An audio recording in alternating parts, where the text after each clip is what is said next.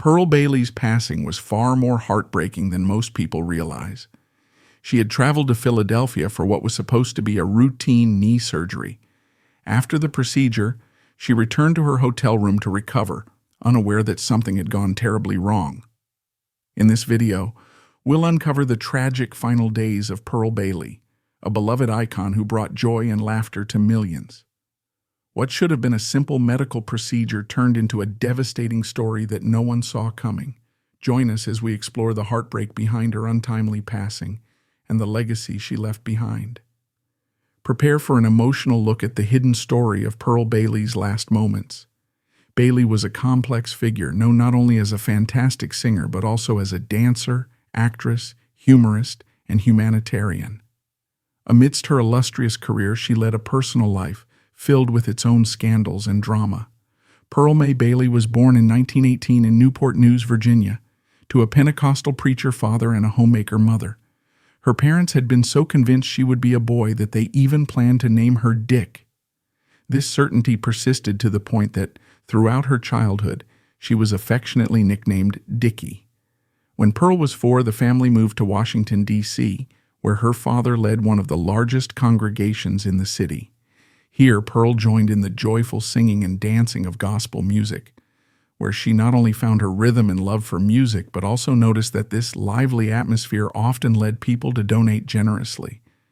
This early exposure taught her that music could be not only joyful, but also profitable. Despite the happiness she found in church, her home life was far from harmonious. Sundays were lively, but not just because of church. Behind closed doors, her family was crumbling. Pearl's parents quarreled frequently, and eventually, her mother decided she had had enough. She packed up the children and left, moving them to Philadelphia. Although Pearl's mother remarried, life didn't suddenly become easier, and the family continued to face financial struggles, with each child expected to contribute, including Pearl. By the age of 15, Pearl was working as a cleaner for wealthy white families in Philadelphia. Exhausted from juggling work and school, she knew she wanted more. Her brother Willie had discovered a better way by performing as a tap dancer with established entertainers. With her natural rhythm honed in church, Pearl decided to give performing a try. When she entered an amateur competition and sang Poor Butterfly, she stunned the audience, won the contest, and secured a 2-week contract with a club. However, her triumph quickly turned to disappointment. After her 2-week performance stint, the club went bankrupt, leaving her both jobless and unpaid. This harsh lesson exposed her to the harsh realities of show business, but with her talent, Bailey realized she didn't have to return to cleaning houses. Determined to pursue a career in music, she soon won another amateur competition at the Apollo Theater, marking the beginning of a promising journey. From that point on, Bailey's career gained momentum as she joined the vaudeville circuit, which eventually took her to New York. Although she was pursuing her dream, Bailey's finances remained tight. Many weeks she barely scraped together enough for rent and food. Unable to be choosy, she took on less than ideal gigs, leading to her first long-term contract in Pennsylvania's coal circuit, where she performed in coal mining towns populated mainly by black miners. Unlike the lively nightclubs of Philadelphia, these settings came with a rougher edge. Bailey quickly learned that performances often ended in violent brawls, with bottles flying dangerously close. Initially shocked by the regressive behavior she encountered, she eventually adapted, growing resilient in these challenging environments. However, in her personal life, Bailey's inexperience left her vulnerable. She attracted plenty of attention as a striking young woman, and during her travels across Pennsylvania, she met a drummer who captivated her. The two quickly married, but their honeymoon phase did not last long. Her relationship, which initially felt like a fairy tale, soon turned into a nightmare. Bailey had already encountered disrespectful behavior from men while on stage, and she refused to endure similar treatment in her own home.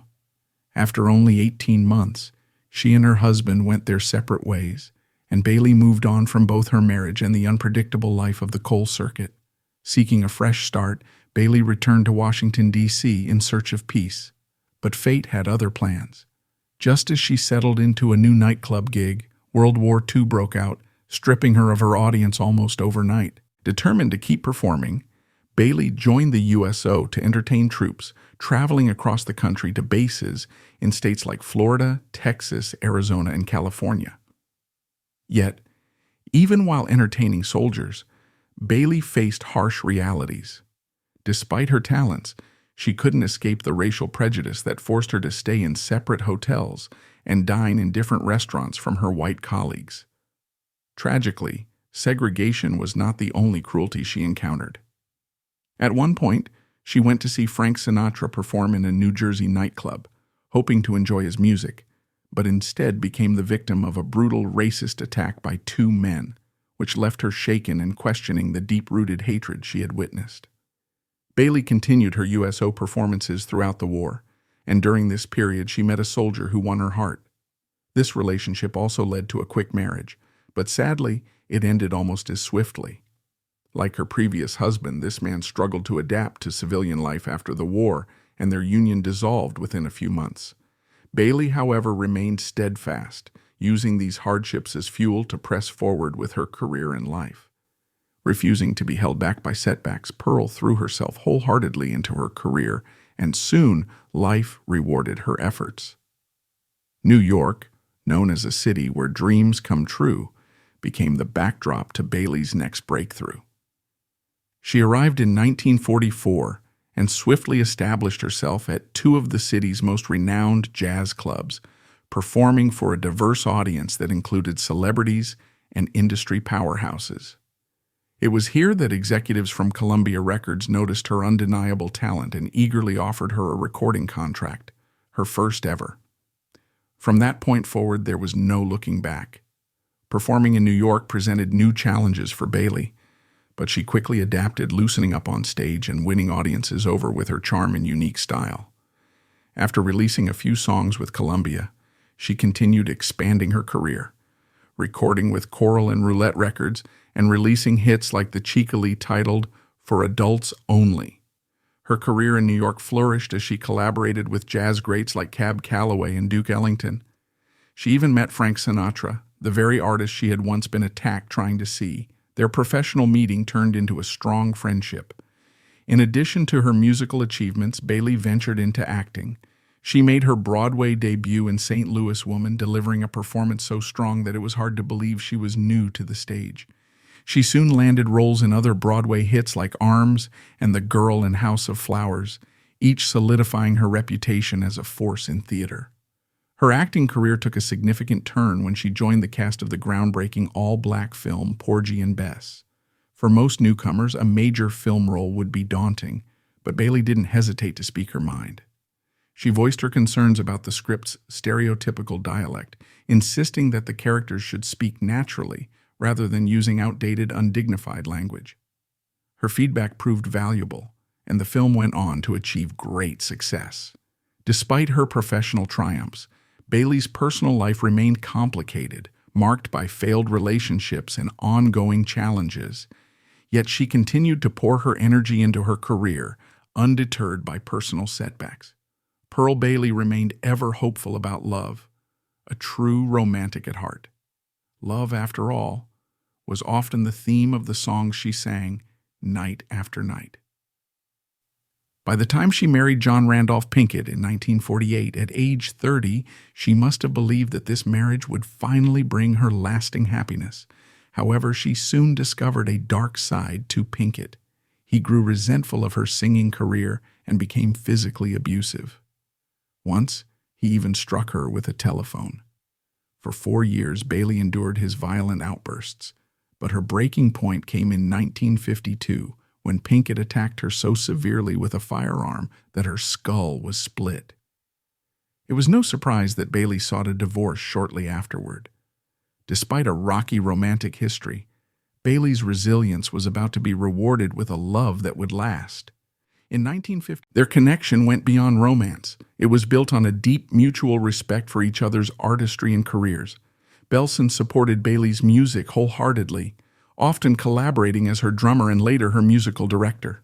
Their shared passion for music and performance allowed them to form a unique partnership both on and off the stage.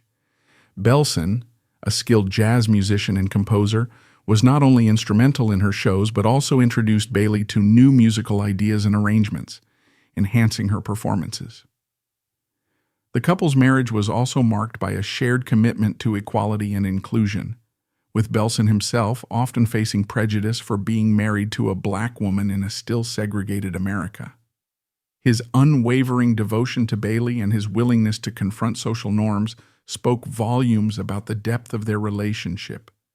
Belson publicly defended their marriage and even used his platform to advocate for racial unity within the jazz community, making a point of bringing diverse musicians together in his own performances. As Bailey's career advanced, Belson's steady presence became a source of strength for her. Their relationship provided a sense of stability amid the constant demands of show business. They eventually settled in California, where they purchased a home they called Apple Valley Ranch, a place that would serve as a haven from the public eye. Over the years, the couple navigated not only the challenges of their professions but also the complex dynamics of an interracial marriage in mid-20th century America, emerging as a lasting symbol of love and resilience. Unfortunately, Belson's father was staunchly opposed to their marriage, even going as far as to send Bailey a hurtful letter urging her to cancel the wedding because he did not want a colored granddaughter. Despite this prejudice, Bailey and Belson moved forward with unwavering determination, encouraged by the wholehearted support from their mothers. They married and eventually settled in California, purchasing a home they fondly named Apple Valley Ranch. Belson, in a show of commitment, left Duke Ellington's band to become Bailey's music director, strengthening their partnership both personally and professionally. Bailey soon found herself warmly embraced by Washington, D.C.'s social elite, singing at prestigious events and even being invited to perform at President Eisenhower's second inauguration.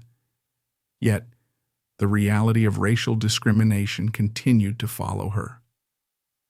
The mid-20th century was a period of intense civil rights activism, as African Americans across the United States fought for equality and dismantled segregation. Bailey, as a prominent black entertainer in elite and predominantly white spaces, often navigated an unspoken pressure to align with the civil rights movement's more direct activism. Some critics questioned her choice to avoid more overt involvement, while others felt her success symbolized progress. Bailey's marriage to Belson, an interracial union in a time of widespread segregation and prejudice, further placed her at the intersection of public scrutiny and personal conviction. Despite these pressures, Bailey approached activism in her own way. By excelling in spaces where black artists were traditionally underrepresented, she aimed to break down racial barriers through her presence and influence rather than marches and protests.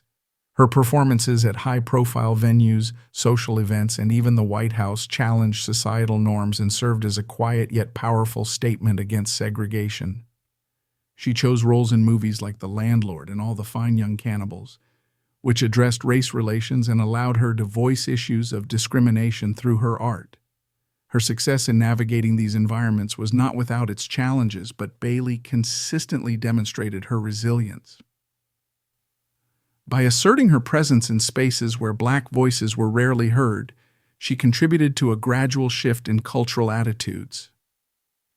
Bailey's legacy would come to exemplify how black artists could make significant strides in combating racial prejudice, not only through direct activism, but also through their achievements in the breaking of social barriers in spaces traditionally closed to them. Some critics were not impressed with Bailey's rise in Washington, D.C., and began to question her loyalties.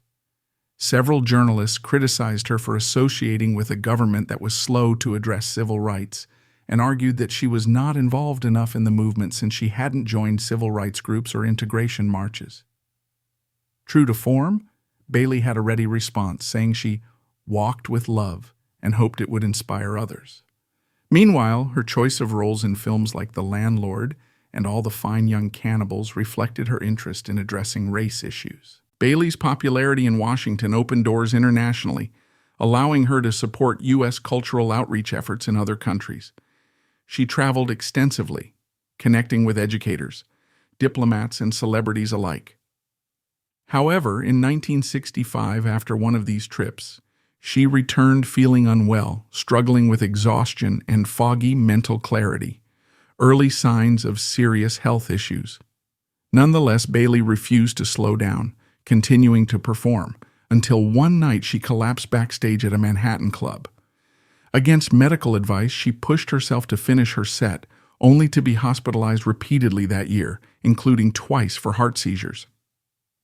Ordered to rest, she finally took a 3-week break, which gave her the chance to work on a long-awaited autobiography and explore her interest in poetry. These reflections eventually culminated in her 1968 book, The Raw Pearl. Yet, as soon as her bed rest was over, Bailey sprang back into action, revitalized and ready to perform. Bailey's return to the stage proved monumental. She starred as Dolly Gallagher-Levi in Hello, Dolly on Broadway, where her captivating performance attracted full audiences night after night.